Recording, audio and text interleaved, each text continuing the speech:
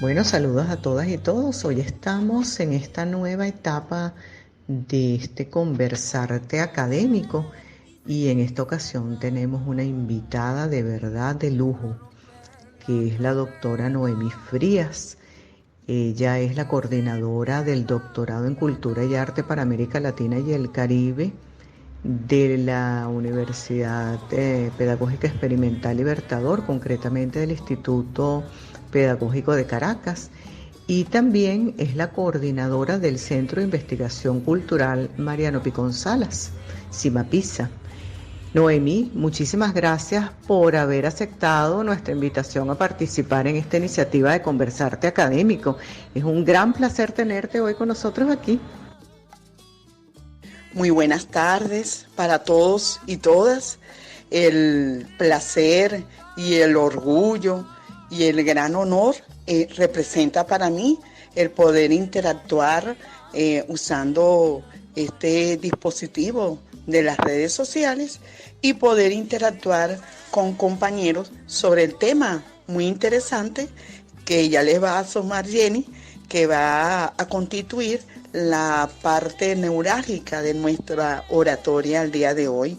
Entonces, más bien complacida, agradecida y esperamos, bueno, que pueda sensibilizar sobre todo a muchos de las personas contemporáneas que están transitando por el movimiento migratorio, que es nuestro tema, que ya les va a asomar nuestra compañera, la doctora Jenny González.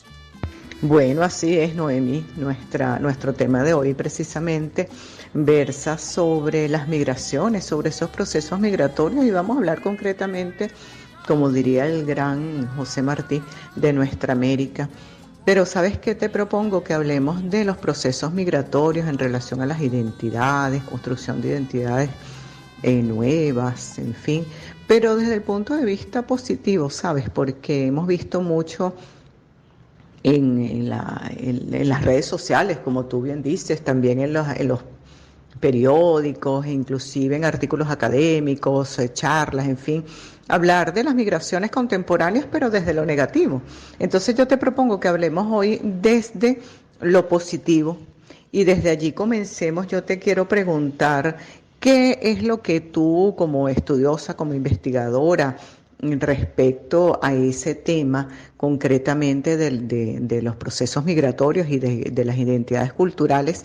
¿Cómo crees tú que las personas que migran a otros países han contribuido o esos grupos han contribuido de alguna manera con el proceso de construcción de nuevas identidades y de culturas, en fin? ¿Cómo crees tú que han contribuido de alguna manera?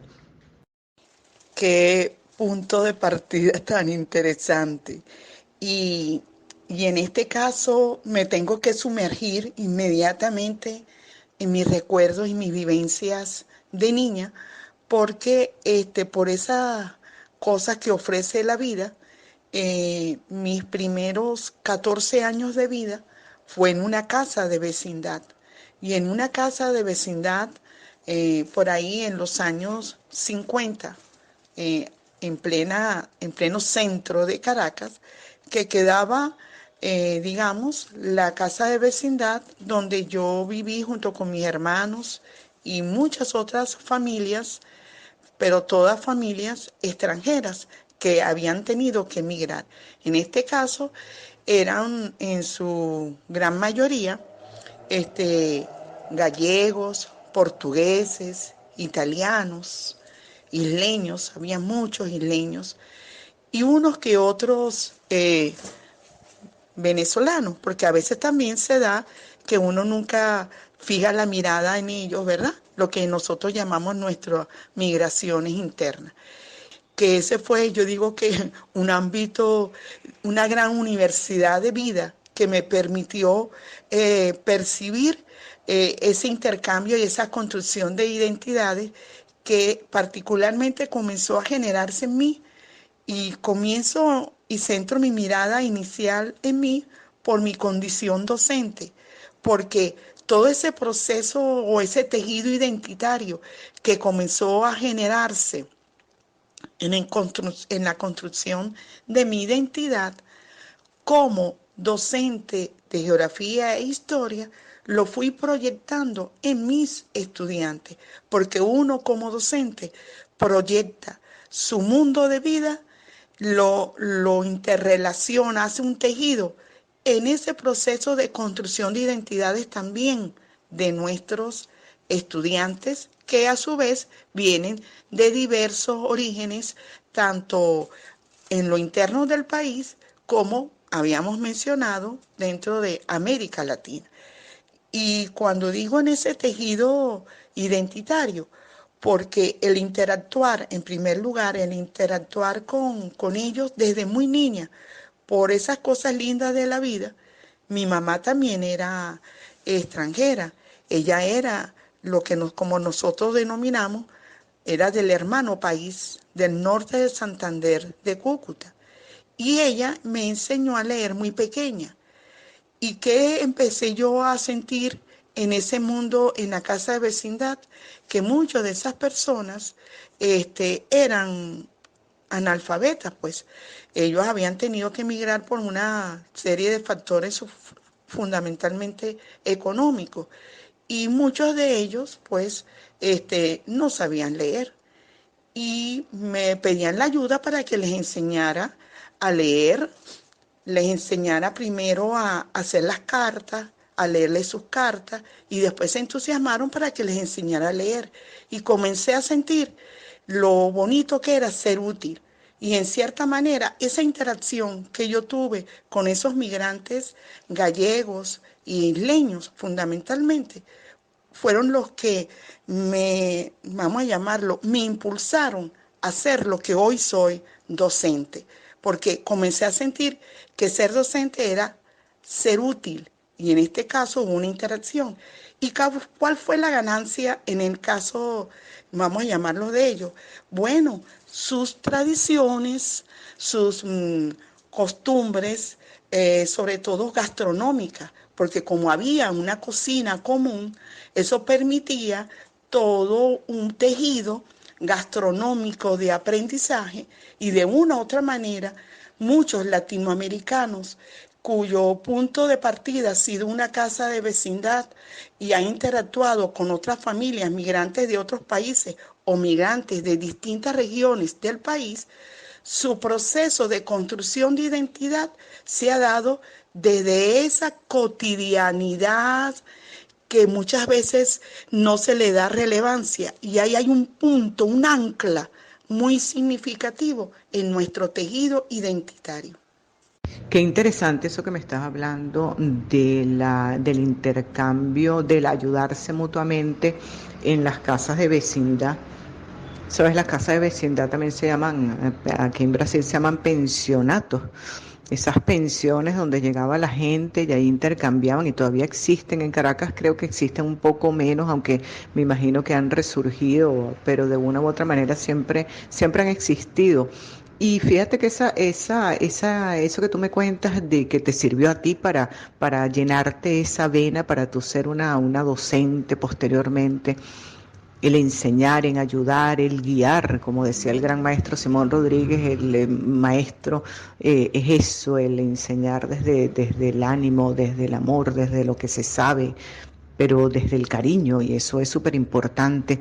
Yo desde las migraciones internas también, fíjate tú que, como tú bien sabes, yo soy nieta por mi parte, de mi padre, una descendencia italiana.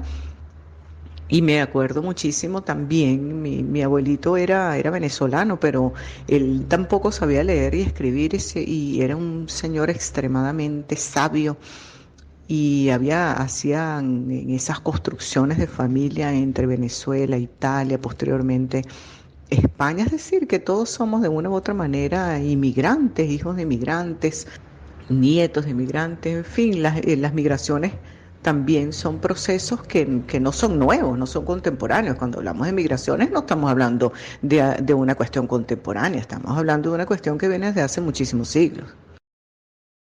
Y está el otro elemento relevante en este proceso de construcción, donde le estamos dando una gran relevancia al aporte migratorio, a veces solapado, que está por ahí escondido. Cuento algo que también tengo que reconocer, marcó mucho mi vida y marcó vamos a llamarlo, como el portafolio de estrategias para yo abordar muy particularmente la enseñanza de la historia, en el cual yo estoy inmersa, que fue que muchas veces uno siente que hay grupos migrantes, a veces se han catalogado así. Yo creo que también eso, la dinámica varía de acuerdo al contexto histórico. Y cuando digo contexto histórico, a distintas escalas, ¿ok? Desde mundial, latinoamericano, y el ámbito nacional y regional de un país. Y esto hago referencia porque en los primeros años de llegar mi mamá de Colombia aquí a Venezuela, ella pues durante un largo tiempo trabajó en lo que se denominaban en las casas de los presidentes de estado, lo que hoy en día son gobernadores. Entonces, parece que por el mismo hábito de lectura que ella tenía y el conocimiento también de la lectura de la prensa, etcétera, le permitió como sumergirse en la dinámica histórico-política desde el momento en que ella llega aquí a Venezuela. Y entonces cuando ella me hacía comentarios de esos procesos históricos, desde el momento en que ella llega aquí a Venezuela, que por estas cosas de la vida fue justo 15 días después de haber muerto Juan Vicente Gómez, entonces podrá imaginar que me hizo toda una trayectoria significativa, pero desde la narrativa y desde la vivencia de los procesos históricos de Venezuela. Cuando yo digo que interesante es porque a pesar de que ella, vamos a llamarlo, ella extranjera, ella era de Colombia, como ella vivió, sintió, observó, vamos a llamarlo, reflexionó sobre esos procesos, al hacerme el comentario digamos, mundo indígena, donde el anciano, el chamán, la persona más relevante, comenta con todos los pobladores de ese pueblo indígena sobre sus procesos, sus tradiciones, pues así mismo hizo mi mamá de comentarme de todos esos procesos históricos. Pero era tal la vivencia, como ella me lo contaba, que justo considere precisamente esa narrativa desde la vivencia como uno de los elementos didácticos que yo infligí en el proceso de enseñanza de la historia, porque entonces la enseñaba desde el sentir del proceso histórico, que desde esa mirada, vamos a llamarlo como persona migrante, le daba a mi mamá, pero que indudablemente yo le colocaba el aditivo venezolano. Lo que yo quiero construir con esto es que muchas veces, a veces se ha catalogado mal al migrante, al extranjero, que se viene a aprovechar de la riqueza o de lo que pueda, del trabajo que desarrolla en un país, sin saber que ellos van asumiendo esa dinámica y poco a poco forman parte de esa dinámica del país, claro, sin perder su identidad, pero contribuye. En este caso, ella, yo considero que fue como mi asesora educativa, sin ella proponérselo, para yo enseñar la historia de Venezuela desde el sentir, desde el vivir, porque era tal la manera como ella me comentaba lo que había acontecido, a su vez lo comparaba con, con su país, porque ella nunca dejó de leer la prensa de su país para estar al tanto. Entonces eso también me enseñó cuán importante era uno nunca perder sus raíces, su anclaje, y eso siempre lo percibí en mi madre.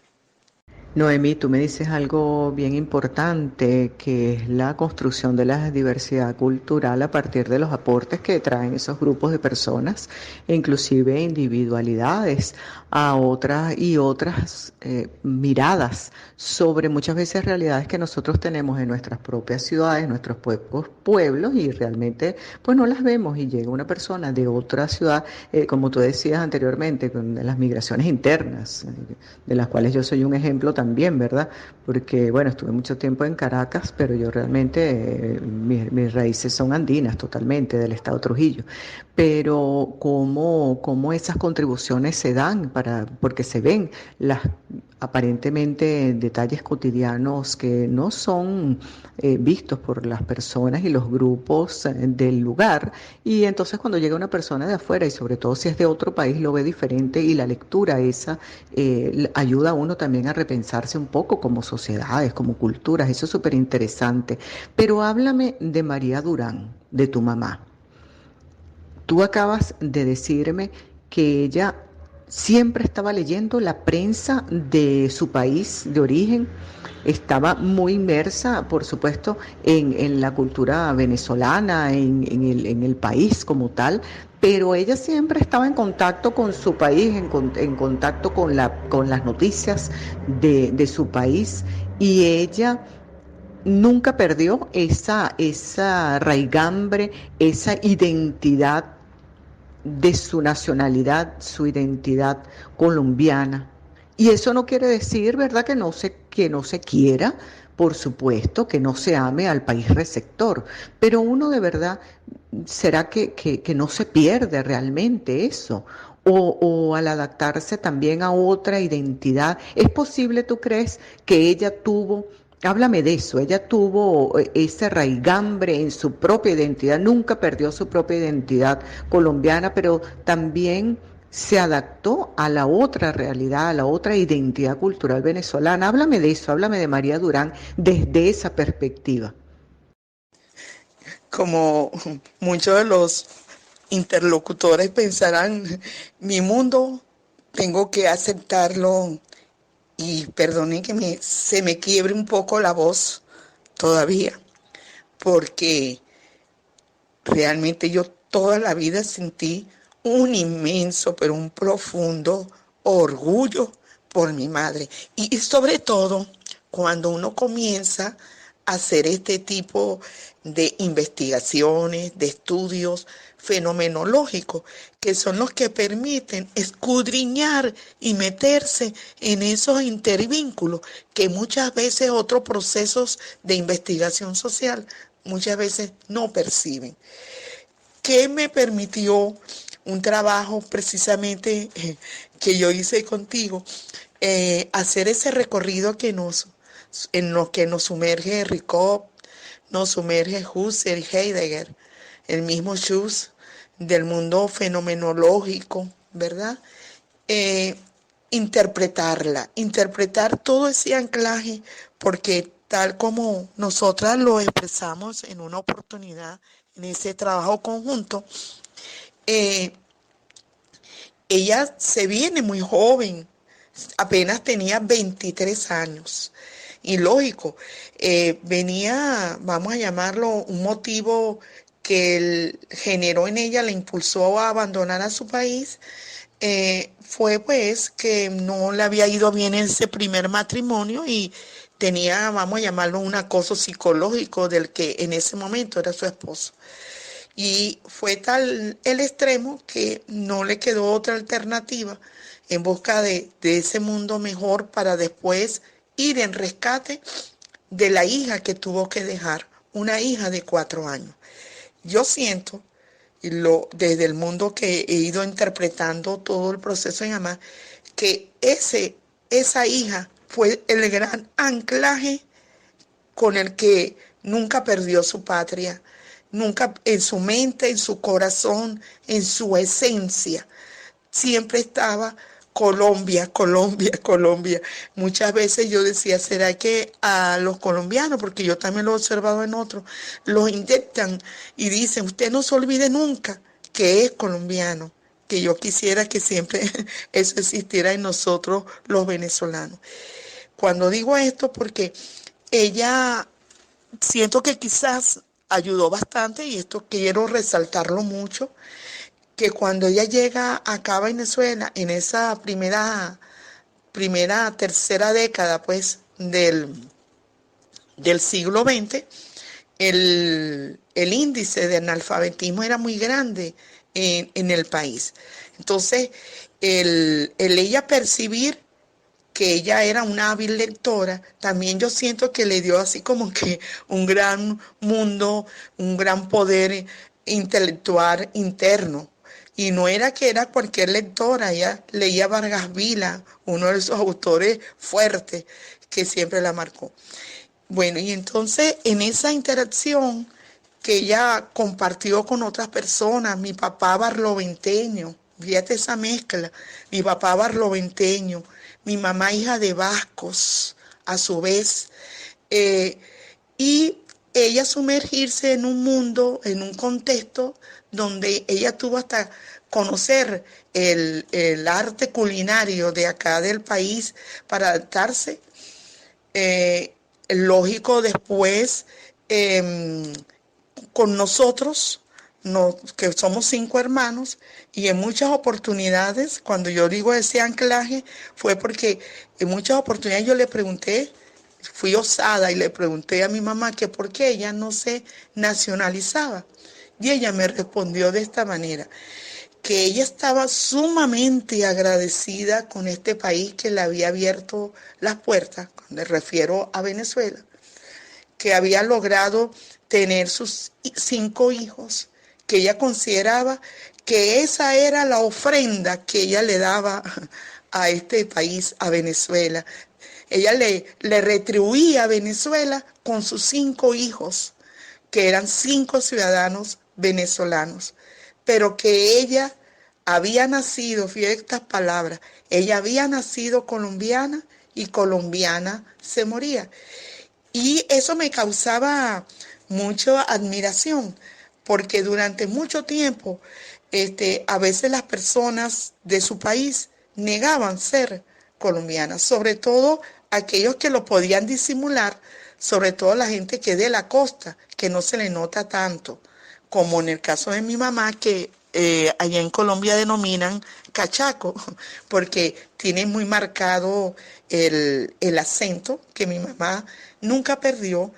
Ella estuvo, Dios le dio vida hasta los 98 años. O sea que estoy contando que duró muchísimo más tiempo aquí en Venezuela que en Colombia, pero ese anclaje, ese nunca perder el contacto. Primero, el recuerdo de la hija, que fue a buscar muchas veces, que nunca se quiso venir con ella, pero estaba ya el anclaje de su familia, y sobre todo, ella sentía una inmensa admiración por un gran personaje de Colombia, que era Jorge Eliezer Gaitán. Eso era lo que incidía en que la prensa, lo primero que ella leía de la prensa era la parte internacional para seguir el hilo de todo lo que hablaran de su país. O sea, que aunque ella no estaba allá, ella seguía el hilo, era como si ella estuviera allá en Colombia y seguía como la dinámica político-social de su país, a la vez que también conocía y vivía pues la dinámica de aquí, de Venezuela. O sea que ella, su corazón lo compartió con Venezuela y con Colombia, pero su patria siempre estuvo en su mente, su patria jamás salió de su mente. Eso incidió muchísimo en mí, como te digo, para yo elegir.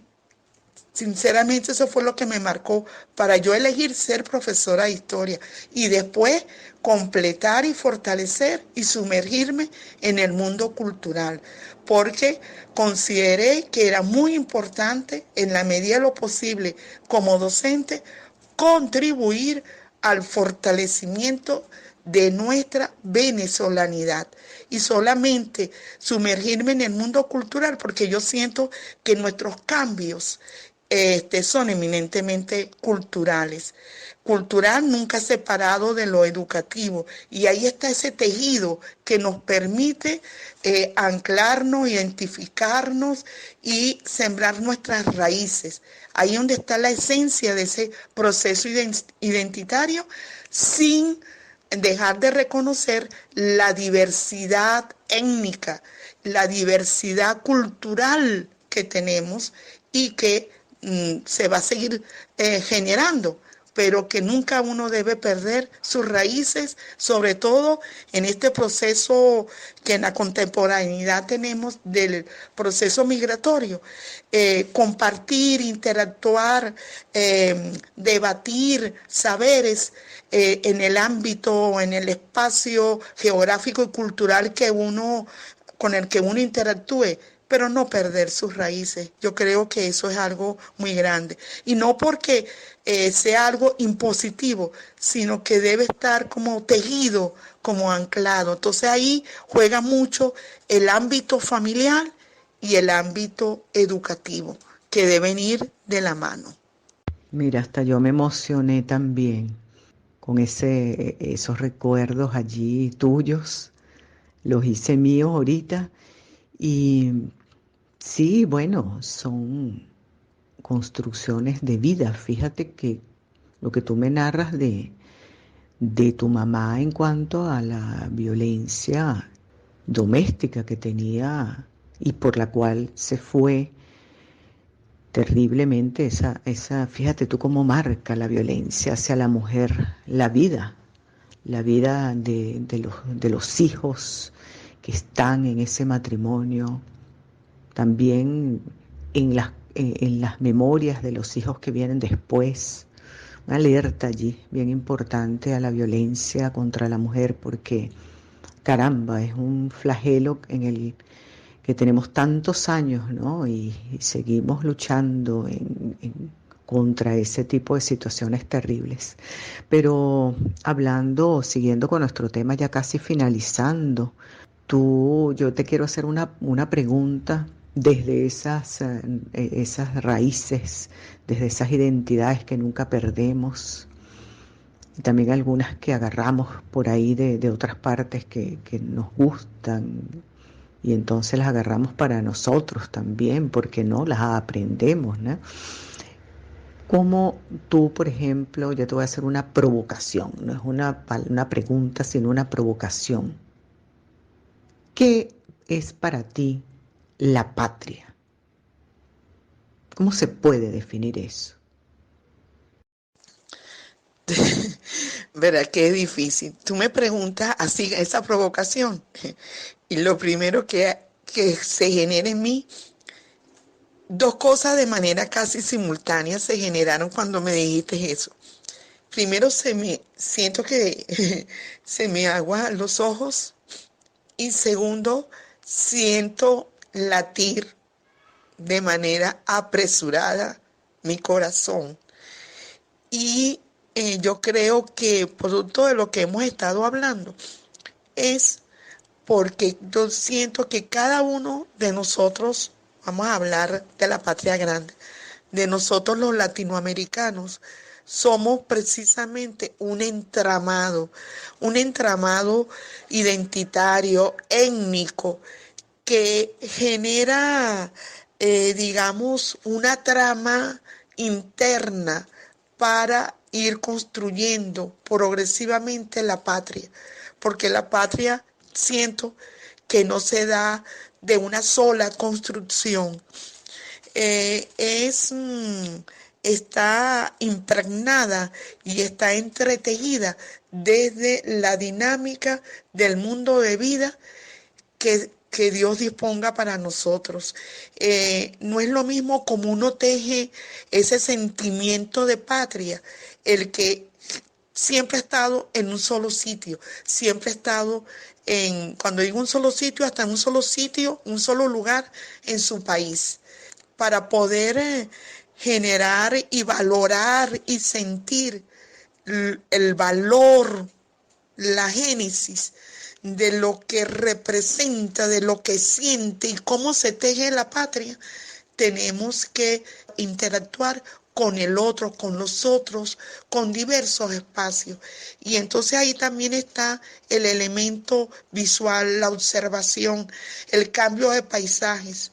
Te lo digo porque como caraqueña, mi primer lugar de interacción fue precisamente Mérida. Mérida, donde yo me tocó que trabajar en una población de Santa Cruz de Mora, de Tovar, de bailadores, etcétera.